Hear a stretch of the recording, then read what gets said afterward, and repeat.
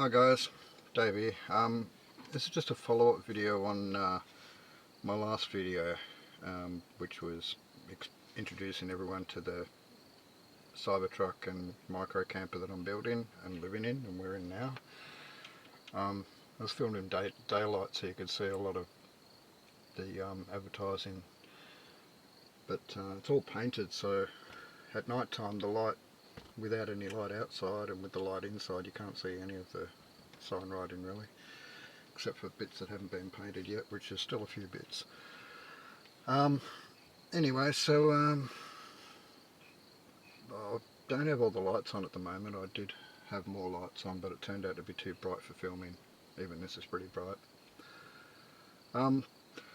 So as you know by the title, this is just a bit more information for you, basically on the micro camper which we're in, and dimensions and features. So I've written down some stuff, and this might be a long video, hopefully not too long.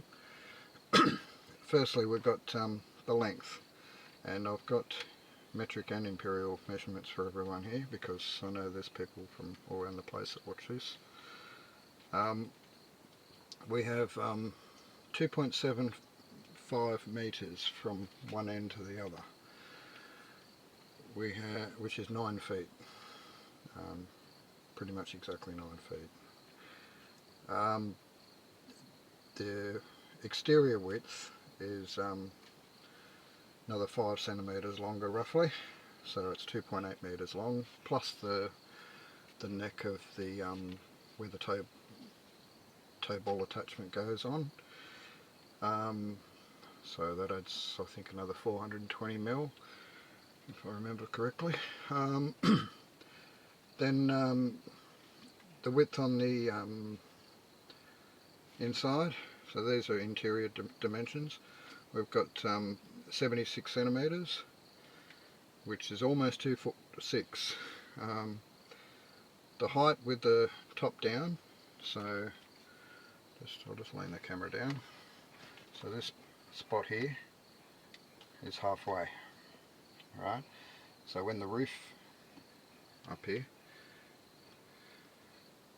is lowered down to that spot, the roof height is then 87 centimeters, which is 2'10". It's enough height for me to sit up in, and I've got similar height to what I've got here now when I'm sitting upright.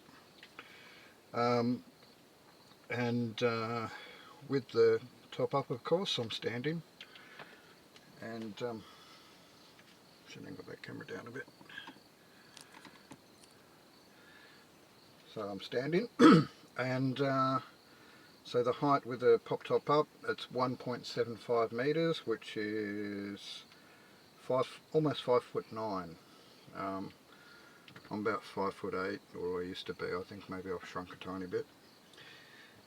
Anyway, now I'm standing on a thin mattress which is on the floor. There's a floor that's going over that in the final build, raising me up about this much. Okay, 10 centimeters, 12 centimeters, 4 inches roughly. So and then I'll have a thicker mattress which also will raise me up again, so I'll be definitely touching my head and maybe crouching just slightly once all that's done, and standing on the mattress, of course. So the mattress becomes my floor area, and this is kind of a tour of the inside of the camper as well. I'm going to be running you through some stuff. So height we've done. The floor area, it's 2.09, so almost 2.1, so forget that, let's just say 2 square meters, 22.5 square feet, if that helps people. So 2.1 square meters, or 2.09 square meters is my floor space, and yeah, 22.5 feet. Now we go into features. So that's it for dimensions. You got the width, you got the height with the roof up and the roof down, and you've also got the length. and I even gave the exterior length. So features, so we've got a stainless steel finish. It's a polycarbonate material that's really hard.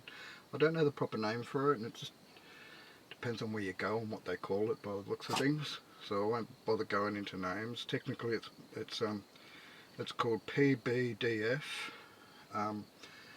Comes between 4 and 5 millimeters thick, and it's an ACP, which is aluminium composite panel. So it's basically like Perspex, and then it's got like this tiny thin layer of aluminium, and that aluminium is going to look like stainless steel finish, so it's going to look like the Cybertuck, which is what's going to be it's matched up to. So they'll be colour coordinated with no colour. And yeah, so we've got that's the shell and the walls and everything. Interior will be just white like it is now, but it'll be a proper finish without seeing any of the framework like you can now. We've got frames all over the place. Whoops, sorry mate. Frames all over the place. I'm treading on dogs that have moved since I started recording. Sorry about that, Chewy. I didn't actually tread on him. I went to stand where he was and he jumped. He was ready for me. So, sorry, I digress. We have square tube steel frame. So this frame that you see here is it's that thick. So this is actually 19 mil, but we're doing 20 mil. Sorry, I'm not sure what that is. About an inch, not quite an inch, just under an inch. We're doing 20 mil by 20 mil square tube steel frame, 1.6 mil thick. Once again, I don't know what that is in Imperial. And all that's getting welded up by myself with a friend's help. Thanks, Maddie, when you arrive. So we have a standard 50mm car tow hitch, and it's a lightweight one, meant for lightweight farm vehicles, that sort of thing. I might even be taking more weight out of that, but yeah, I've been talking to a friend about that, and he reckons I probably won't need to. There'll be a lightweight dolly wheel that goes with that as well. You know, your standard wind up and fold down dolly wheel, retractable one. Missy, stop scratching, you're shaking the camera up this end. Really? Okay, so if she's a rockin', don't come knocking. Alright, dolly wheel. So we have a straight hitch to the Cybertuck from the camper, not an A-frame. So traditionally on the front of a trailer you've got an A-frame, but on this we've got just a single straight bar, and then the hitch goes on that attaches to the table, sits over the table, and we pull along with the Cybertuck. Will you stop it? So I like to do these in one take, so what you see is what you get. And can you stop? Just lay down. Thank you. Yeah, you just pant loudly over the bloody video. Where are we? Straight hitch. Now we have 4 bicycle wheels, 20-inch bicycle wheels with 2 3/4 inch tyres that we do in Imperial anyway. So your standard old school boys BMX size wheel. Now the wheels are going to have independent suspension, no axle going from one side to the other of the camper, and we've got 2 sets of them, so there's 4 wheels. Yeah, each wheel's going to have disc brakes. We're going to have a park feature built into that, so when we pull it up we can lock all the wheels up so it won't roll away on us if we happen to be on an incline. And also we're going to have e-assist on the trailer for a number of reasons. It's going to help us get up hills for one thing. It's also going to possibly have regenerative braking. I don't know about, don't quote me on this just yet. It's something I haven't set on. It's a bit more expensive. But definitely e-assist, so and then there'll be a remote where the hitch is, so I can inch the camper into a parking position while it's disconnected from the Cybertuck, which will be a cool feature, you know, to move it forward and backwards, so there'll be a reverse feature in it as well. Yeah, so independent suspension there, through axles. We've got an underfloor storage area. It's 0.23 metres square. I didn't do that in Imperial, I've got no idea. We have a 50 amp 12 volt solar controller. I'll show you that real quickly. It's in there. And come back to me. And we have multiple 12 volt ports, so the cigarette lighter ports. I've got double ones all over the place. There's at least 3 of them here, plus extra 12 volt ports on the actual controller, the solar controller. And then we've also got USB ports on there as well, and all those cigarette lighter ports that I was just telling you about, the 12 volt ones, have all got those double USB plugs in them, where I've got everything plugged in. That one's not very bright, turn that off, not doing anything. So where am I on my list? Almost done. So I've got plenty of lighting, super bright LEDs, these ones here, they're really good.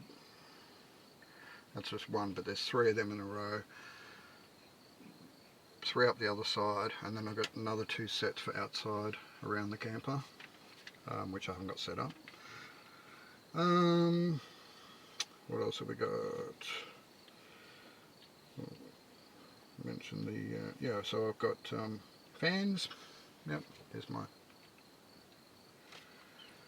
little metal fan, little heavy metal fan, and that one I turn on by plugging this lead in. Eventually I have these things hooked up to switches, the wires will be hidden, and there won't be plug-in and unplug-in of things. It'll just be turn a switch on and away it'll go. It does have a switch on the back of it, but it's had water damage, so it doesn't like to be turned on and off. You turn it off, it might not turn on and stay on. You might need to hold your finger on the button. Anyway, I digress. This one here's a beauty, and it's got 3 settings, and it's also got a whatever that feature is, you know, oscillate, so it can oscillate, which is really cool. And it also can do this, so if I happen to get any smoke in here or heat up high, I can do the same thing but point it up high, but I point it down towards me and back that way towards where my body is. Alright, where are we? We have 2 doors, so just beside me here and here are doors. At the moment only one of them, at the bottom half only, is functional, but both halves will interlock once the thing's fixed, finished, built, whatever. And so when you open the top door, the bottom door will open, or when you open the bottom door, the top door can open. And when they're down collapsed, the bottom door will retract into the top door, so that when you open the door, you open in the top one, but the bottom one comes open anyway. We'll also have screens, keep the bugs out and what have you. And there'll be access ports front and rear in the very front and rear panels. So there'll be a flap that opens up on the top section, a flap that folds down on the bottom section, same on the back, and that way whether it's up or down, I can open just one or all of them to get air, to move things around. if a door jams, whatever. Yeah, it's just good to, when you've got a little space like this, I've figured that it's a good idea to have access all angles. So we've got both doors. From here down, the wall is solid on both sides, so there's no real access on the sides. But I've got a doggy door. I'll show you that in a minute, if I remember to. It's not that exciting. So, 2 doggy doors is on my list as well.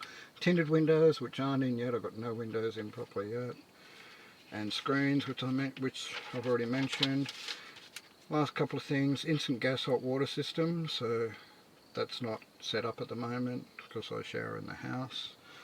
A gas cooktop, which is actually outside because I've been cooking outside, being summer. Normally it sits right here where the tripod is. This is my kitchen I'm facing, which is above my head. A Thetford Curve 565E electric flushing toilet. I got the top of the range portably, basically. It's normal toilet seat size and height, and with electric flush, and the organic chemicals, you know, whatever they call them, the safe chemicals in it. It's pretty good. Organic chemicals doesn't sound right? Anyway, I digress, I'll move on.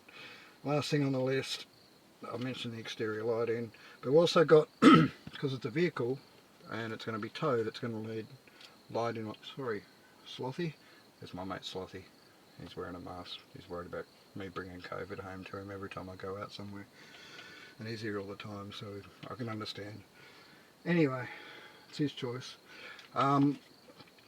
So yeah, we've got a light bar going across the back here, which will basically be copying the light bar on the back of the Cybertuck.